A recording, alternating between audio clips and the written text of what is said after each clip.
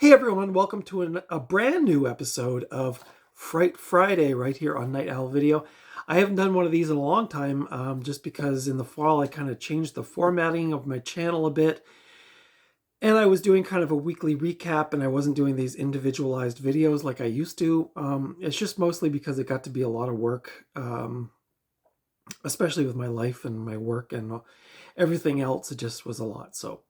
But anyway, I thought this movie definitely, not saying I'm going to get back into doing these individual reviews, but I felt this movie deserved its own video, so that's why I'm here today. So thank you for so much for tuning in. Thank you to everybody who watched my David Lynch tribute on Monday. I appreciate that it was fairly long. It was almost an hour long.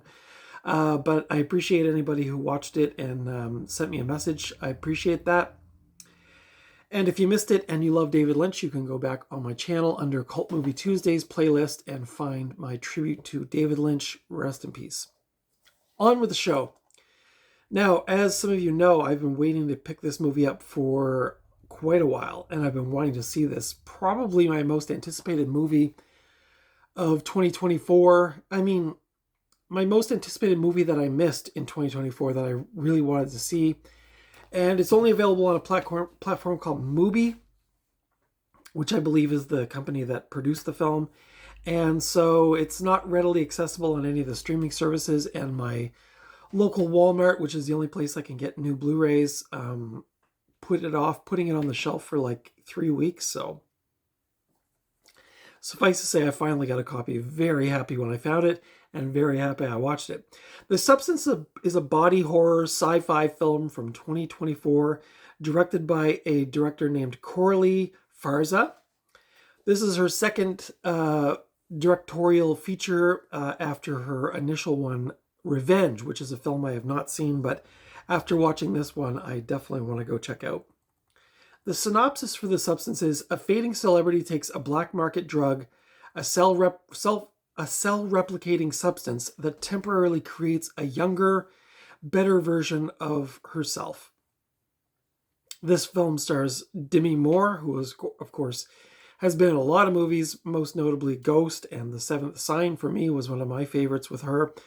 Margaret Qualley, who has been in some things that I've not seen. The only thing I knew her from, and though when I was starting to watch this, I thought, where do I know that actor from? She was in Once Upon a Time in Hollywood, the last film that Quentin Tarantino put out.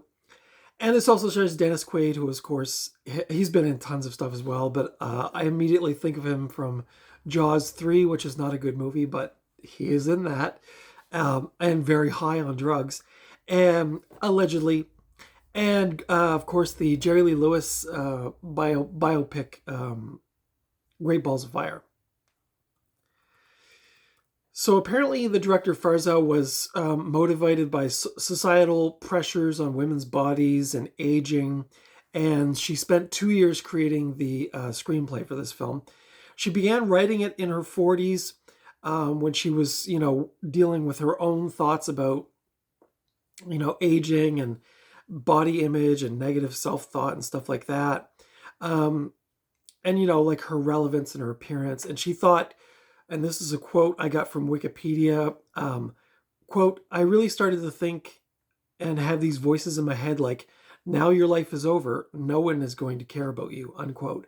And so, yeah, she's sort of like filtering her own life experience through this character in this film. And so it obviously was quite a personal film for her. Again, I haven't seen Revenge. I think it's like a revenge story, but I haven't seen it. But I really I really do want to see that now. The really cool thing about this movie is that it used mostly practical effects. The director wanted to, obviously digital effects are cheaper, but she really wanted to avoid that in favor of prosthetics and makeup. So they were designed by a person named Pierre Olivier Persin. I hope I'm pronouncing that right. That included suits, puppetry, dummies, insert shots, and approximately 5,500 US gallons of fake blood to portray the character's drug-induced transformation. There was a birth sequence in the film. I won't tell you what that was all about, but that apparently took 15 days to film. So very involved. And again, when you're involving prosthetics and practical effects, it takes longer than it does. I gather from using digital effects. I'm not in the movie industry, so I don't obviously know. But the prosthetics in the film allegedly ranged anywhere from 45 minutes to 7 hours. Depending on the complexity, it left only like a couple of hours or less to film scenes for the day. So very involved that way. I think this movie, from its earliest conception to the screening, took like 5 years or something. So this was a pretty complicated production, complex. The film includes the film's influences apparently include works by David Cronenberg, John Carpenter, the Coen brothers, David Lynch, Darren Aronofsky, and Stanley Kubrick. The Substance premiered on May 19th, 2024, almost a year ago, at the 77th Annual Cannes Film Festival's main competition, where the director won Best Screenplay. The budget for the film was $17.5 million, and the box office was a whopping $77 million. So pretty impressive when you consider that this was like an indie movie put out by an indie platform. I don't know like much about Mubi. I've seen like the little icon on my smart TV for like the app, so I assume it's like a streaming channel, but also like a production company. But yeah, I mean, just out of nowhere. So really cool to see that happening. The Substance was a international co-production between France, the United Kingdom, and the United States. The film was shot all in France with a mostly French production crew. The director didn't think Demi Moore was Demi Moore was originally gonna she didn't picture her in the main role, and I think she offered the role to several other actors and they turned it down. But Demi Moore saw something in it. She liked the script, and probably there was some echoes of her own life in Hollywood in this script. And so she, obviously not the science fiction parts, but the aging and the, the fading star of a celebrity. And so maybe she saw that a little bit and could identify with it. She also pictured Ray Liotta in the character that was eventually handed over to Dennis Quaid, as Ray Liotta died not shortly after production started. So, yeah, so interesting in there. Apparently, when Demi Moore read the script, she said, quote, could really work and be part of a cultural shift, or could be, quote, a effing disaster. So, not that I don't gather Demi Moore had total confidence in it, but it thought it was one of those films that either people are going to get it and it's going to take off, or it's just going to be schlocky B-fest kind of B film, and people just aren't going to get it. And I'm sure there was a bit of that out there in the actual world, but luckily for them, most people seem to really like this movie, and it was the talk of the town. I guess the talk of Hollywood, probably even. Apparently, during a 1 week break with Margaret Qualley, who was in the film as the younger version of Demi Moore actually contracted the disease shingles and lost 20 pounds during the production. So I'm really curious to do this on a rewatch to see what her appearance looks like, because she did look quite gaunt in the film. So I'm really curious to look at that again and see if that kind of played out on the screen. I keep forgetting how to pronounce the director's name. Farza. Yeah. Corley Farza described post-production as the most challenging aspect of the film. The editing apparently took over a year and a half. And one of the main challenges was just finding the right pacing for the film. This film doesn't have a lot of dialogue in it, so that was another one of her challenges, as far as like the script and the actors and everybody involved was like, this is a movie with not a lot of dialogue in it, so there had to be a real emphasis on pacing and tone and the camera work and everything like that to kind of tell the story, right? So, yeah, interesting. See, I've forgotten how to say it already. Farza. Corley Farza. So, according to Farza, the film encountered significant challenges during post-production. Apparently, there was. Now, I just copied this. I know some people criticize me for copying stuff off the internet, but I couldn't say it more eloquently, so I'm just going to say, paraphrase, I guess. But apparently, during post-production, including contentious test screenings. Now, apparently, two male executives and one female executive from Universal saw the test screening.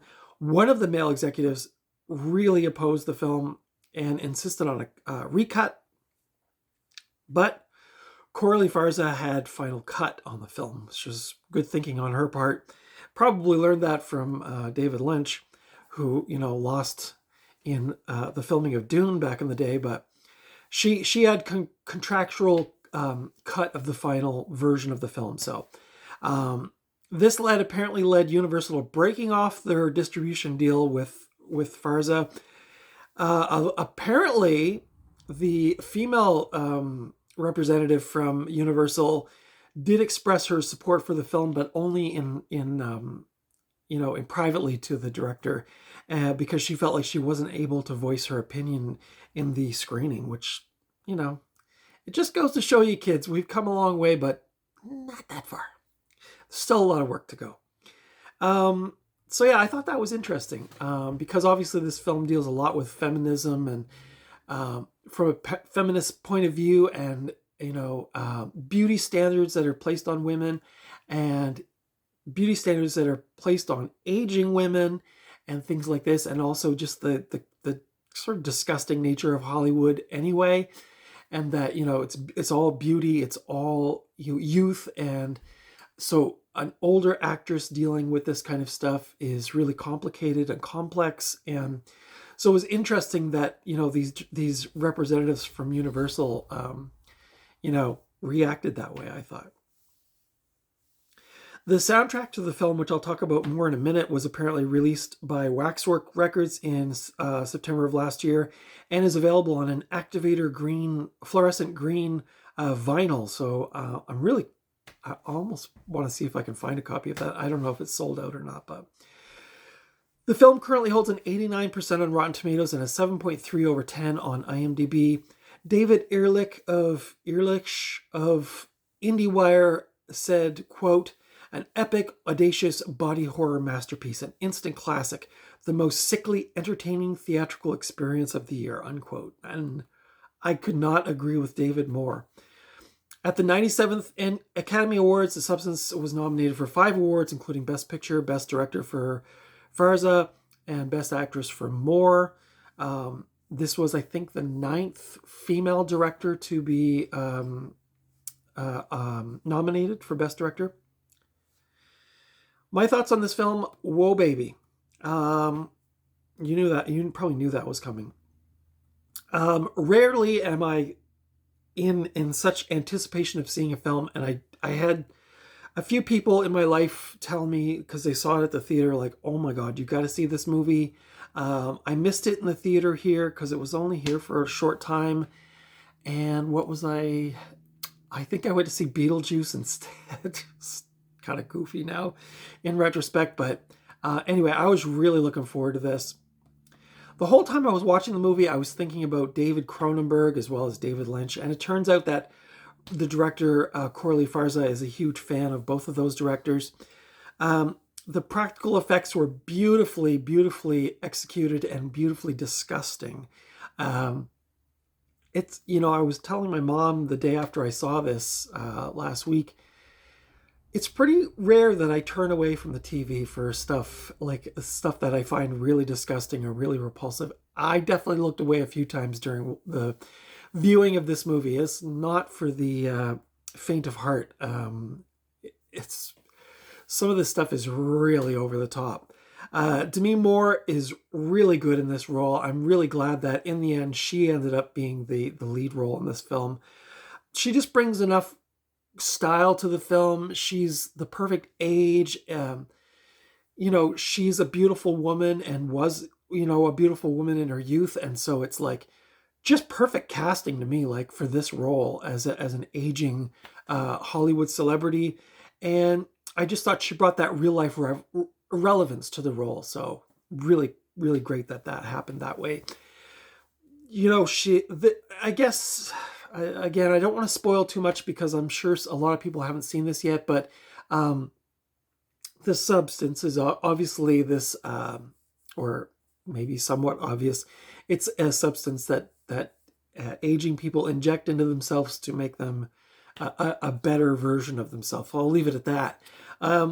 But Demi Moore has to go to this really shady place to get these needles, these injections, which come in a little kit, like a little box she takes home and does all the injection and all that stuff. And it's really grotesque.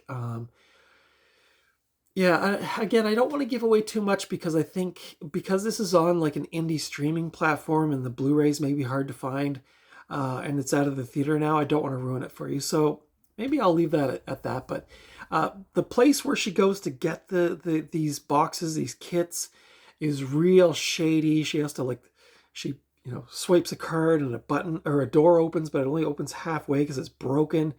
She crawls under the door and it's like this weird clinical sort of setting, and the card she has matches a box on the wall, like a locker, and it's all very clinical and very, very strange. Really reminded me a bit of speaking of David Lynch, like the in Lost Highway when they kept getting the VHS tapes just left on their doorstep in a bag in a mailer with no notes on it or anything. It was kind of like that a little bit. That's what it reminded me of. So I wonder if maybe Farza was kind of inspired by that a little bit.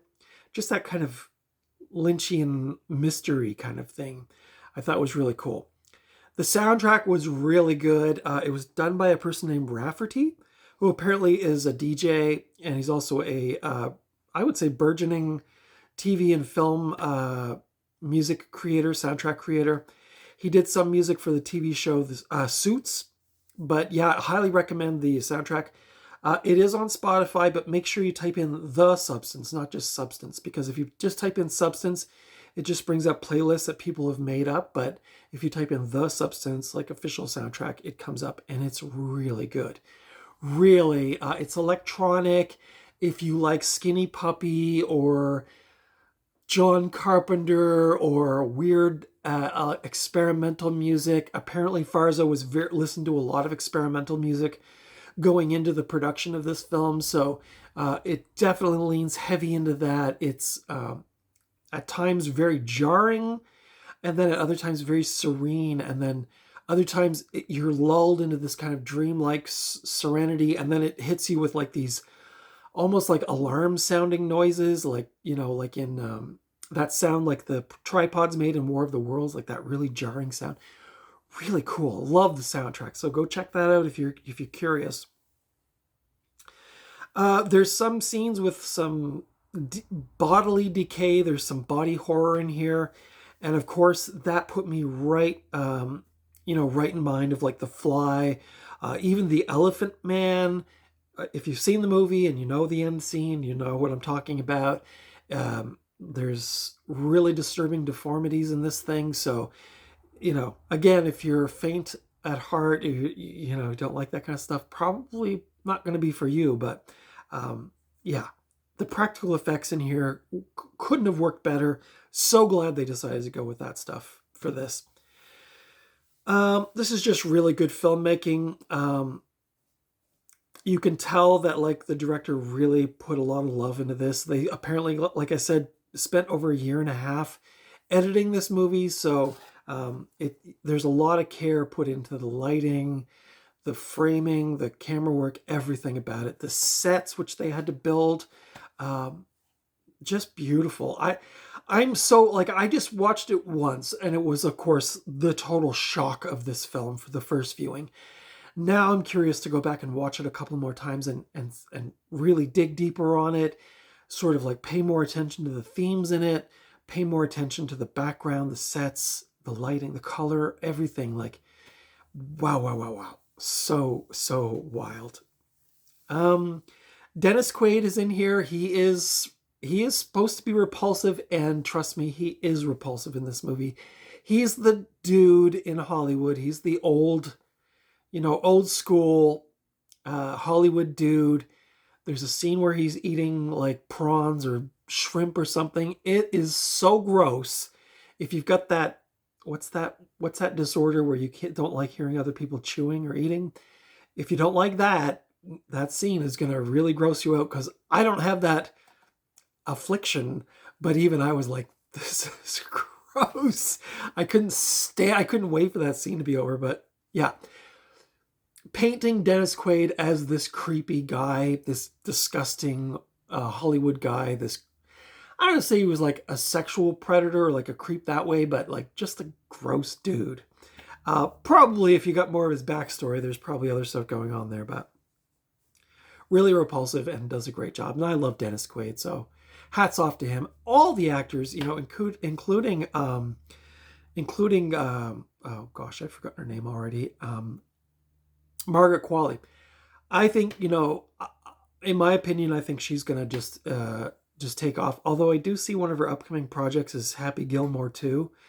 Margaret, you know, just pace yourself, okay? Because you know, I don't want you to get written off too fast. But yeah, I thought she was really great in this movie.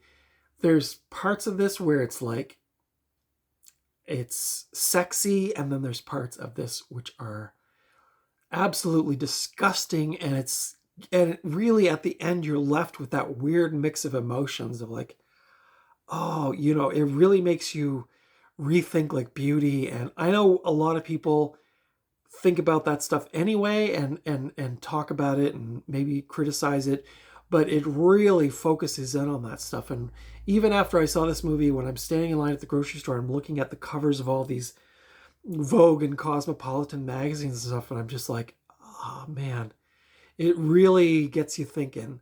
I think this is one of those movies, like a lot of people say, you know, a lot of movies you really like, and then there's a few movies you really like and you can't stop thinking about them, and they come back and they, you know, they earworm into here and you think about them more and more and more.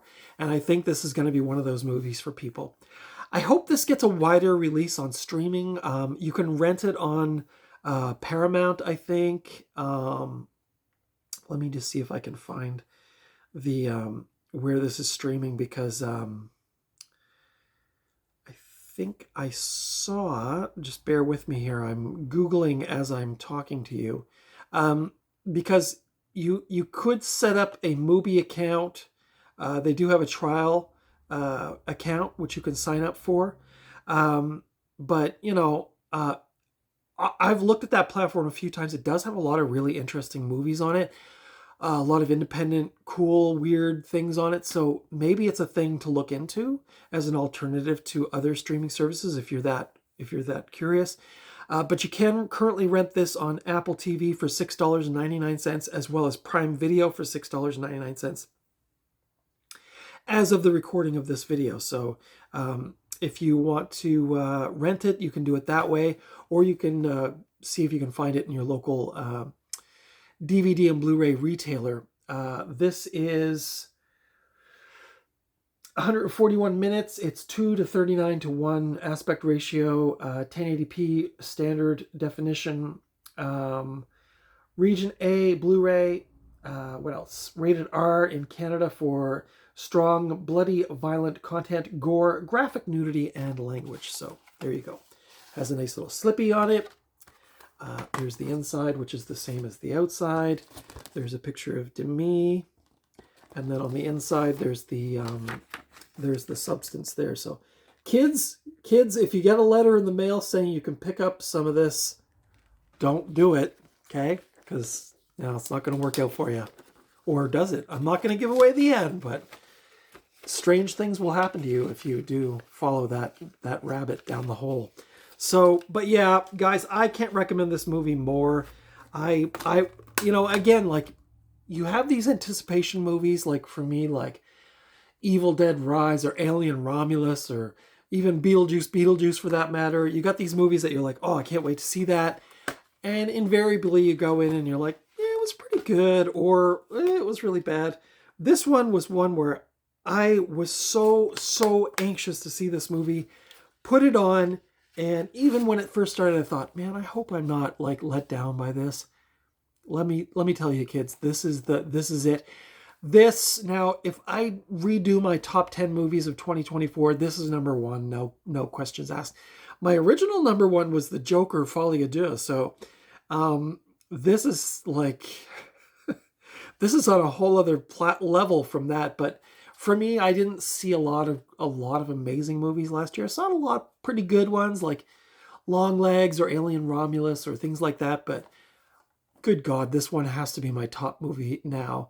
I did see Nosferatu in the movie theater. I will. I think the Blu-ray comes out next week, so if I get a copy of that, I will do a review of that. That one was probably one of my bigger disappointments of the year. I didn't think it was terrible, but yeah, if you're looking now, again, I do want to warn you guys. This is very extreme. Like I said, I've watched lots of gory stuff and lots of really disturbing stuff, all the way from Requiem for a Dream to Dead Alive. This is really, really, this could be a hard watch for a lot of people. So just before you go into it, know that's where you're going, because I don't want you to be freaked out or say, oh, that person over on Night Owl Video said I should watch it and now I'm scarred for life, because I wouldn't want to do that to anybody. But yeah, that's it. So let me know your thoughts in the comments below on The Substance. Did you love this movie? Did you think it was overhyped? Was it too gross for you? Was it just right? Let me know your thoughts in the comments below. Consider giving me the thumbs up if you like this kind of content. Consider subscribing if you haven't already. Go back this past Monday, I did my retrospective on David Lynch, the life and films of David Lynch, a Cult Movie Tuesday special, which came out on my Cult Movie Tuesdays playlist. And that's it. I quit Instagram, guys, because I'm not going to support Mark Zuckerberg and his fancy dinner parties for you-know-who. So this is the only place you can find me for now, unless some other platform comes up that, you know, can do what I need it to do. Let me know on that, too, if you want to leave it in the comments below. But yeah, that's it for me for today. Thank you so much for watching. Until next time, I will see you at the video store or at the thrift store or just out and about somewhere. Hopefully not swiping a card on a tiny locker with a box inside that says start here or whatever. Stay out of those places, kids, because that's probably bad news. Until next time, take good care of yourselves. Go outside and get some fresh air. Go for a walk in the park if you've got some good boots. Spring is on its way, baby. My local market has a sign on the side of the road that says 6 weeks until spring. So let's hope they're right. Until then, be well, and I'll see you in the next video.